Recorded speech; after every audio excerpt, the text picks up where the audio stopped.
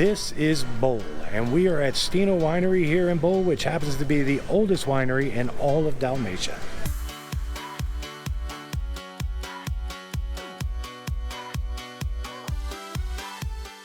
Hi, we're Jeff and Angela, and we're Pure Detour. This summer, we are island hopping the Dalmatian coast of Croatia.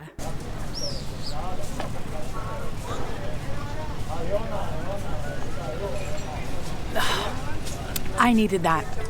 Let me tell you why. We had planned to get from Hvar to Bol by Jadrolinja ferry. We booked 2 tickets well in advance like we always do. But we got an email a few days ago saying that that ferry was canceled. No big deal. We were able to find a different company offering the same route, so we booked with them, even though the timing wasn't perfect and we would lose a few hours in Bol. This time they canceled again, only 16 hours before departure. So now we were running out of options. We couldn't find any direct ferries from Hvar to Bol. Our only other choice was to book a ferry from Hvar to Split, then wait in Split for 5 hours and take another ferry from Split to Bol. And as a result, it's been a long, hectic, and hot day, and we get barely any time to explore Bol, but we really wanted to see it, so here we are.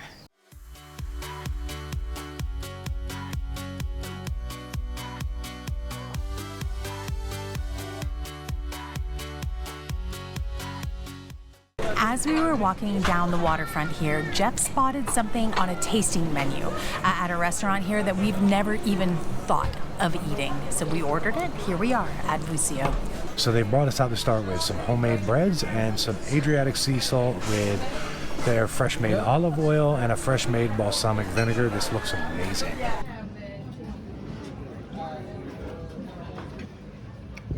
So good.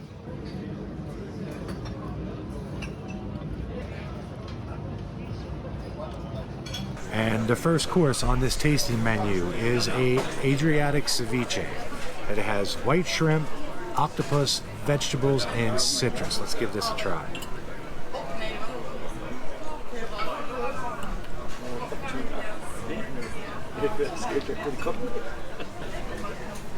That was a huge hunk of fish that I just put in my mouth just now. And the whole thing is just bursting with flavor. This is very well done. Let's give this ceviche a shot. Look at those big chunks of citrus. Wow. You grab an octopus and these oranges. Slippery, slippery oranges. Oh, wow.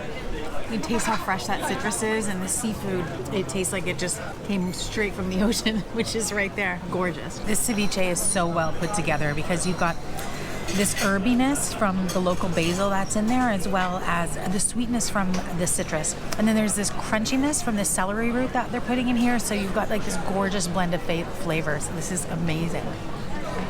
So the plating and the presentation here is gorgeous. The waiter brought out this bowl that had a whole Adriatic shrimp in it, this gorgeous white fish, as well as a mussel, all just in the bowl by itself. And then he brought along a little kettle full of this fish broth for a soup. So let's give this a try.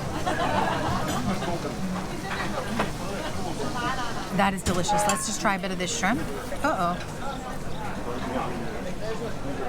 It's a really big shrimp, and it actually tastes like a lobster. I think that it may be like some kind of crawfish or crayfish, like a lagostine, something like that. It's, oh wow. This is salty and savory and brothy. It's delicious. And the next course that they brought out for us is a fried scallop with Penny Bun. I had never heard of Penny Bun before, but it's another form of a mushroom that's kind of very well known around here, and Parmesan. So let's give this little piece a try. The scallop is cooked perfectly. It's fantastic. Very strong, overwhelming almost flavor of the mushroom itself. But what I'm really loving about this is this beautiful Adriatic sea salt that they bring out along with it, which we're just going to drop a little bit on there. And then we're going to try it again. Big old juicy piece of scallop with the sea salt.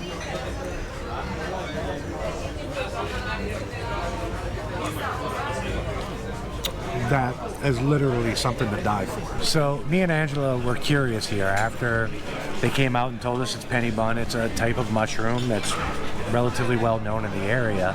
We were curious as to what it was. Turns out it's just the English name for a porcini mushroom. As we were walking along the Riva here in Bol, this is the dish that made us stop in our tracks. We were looking at the menus and we have never seen this on a menu anywhere. It is a ravioli filled with donkey ragu. It's got some hazelnuts on it, some goat cheese. I've never tried donkey. Let's give this a shot. I'm not sure if you didn't tell me this is donkey that I wouldn't know it, that I would know that it was something different. It does have a taste similar to, you know, what you might expect from like a beef or a veal, even maybe pork, like anything that you might use to make a ragu, even maybe some lamb, maybe more lamb than anything else, but it's really tasty. So the next up is lamb shanks, vegetables, olives, and potatoes. Let's give it a shot. The potatoes are roasted perfectly. The lamb tastes like thyme is infused throughout the whole thing. This is done to perfection. So this they've brought out to us after 5 courses. They are calling this a pre-dessert dessert. This is what they're referring to as a fruit minestrone. It's got lemon, ginger, beautiful basil leaf on top, and a sorbet. So let's give this a go. Oh my God. It's popping with ginger. It's actually, the sorbet is beautiful because it is so hot out right now. So this is a very, very welcome relief and it's delicious. After 4 courses and a pre-dessert dessert, they brought out what I believe to be our final course. And it is called Strawberry Nemesis, which is interesting because I feel like after I've eaten so much, this dessert is my arch enemy.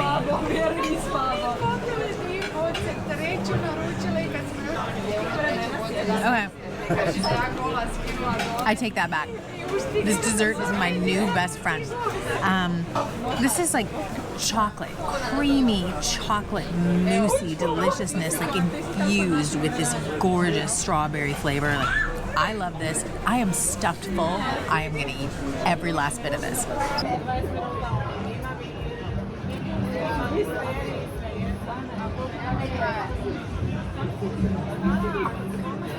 Effectively, 7 courses of food, 5 glasses of wine each.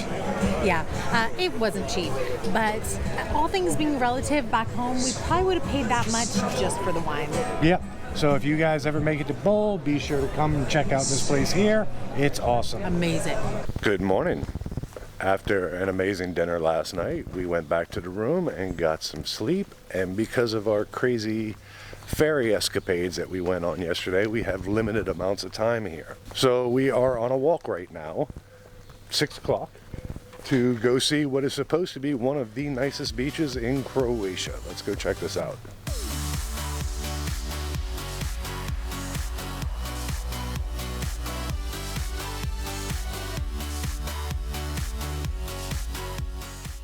So we're doing this walk so early in the morning because we have to check out of our hotel room at 10 o'clock. So we only have a couple of hours.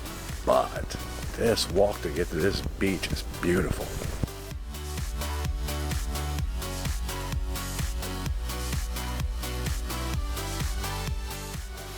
And here is a statue to commemorate the little guy we ate last night.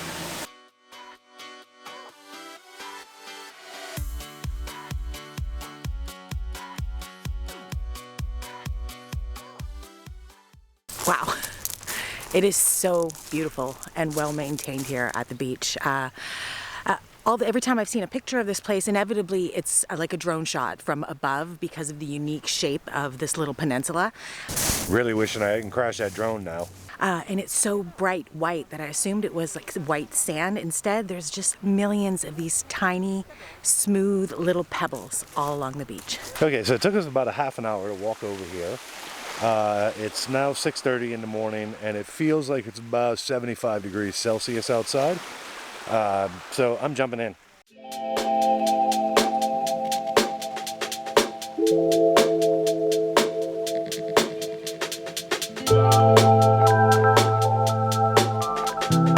So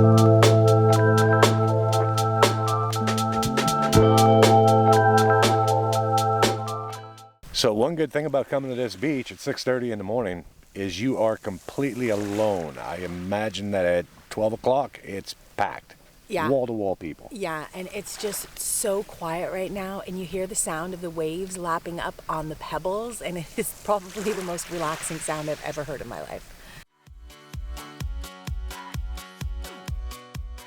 Special thanks to Cedric and Carla, who we met on the beach that morning for this amazing drone footage. You can check out their Instagram profiles in the description.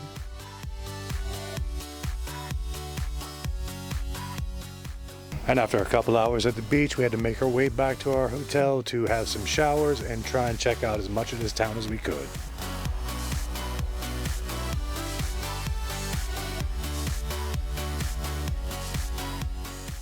The actual town of Bol itself, there's not really a ton to do. It's a small little town. It's reminiscent of a lot of these small little towns on the Dalmatian Islands. So basically, if you're gonna come spend a few days here, and you should, it's because of the water. That beach this morning alone is absolutely worth coming to Bol.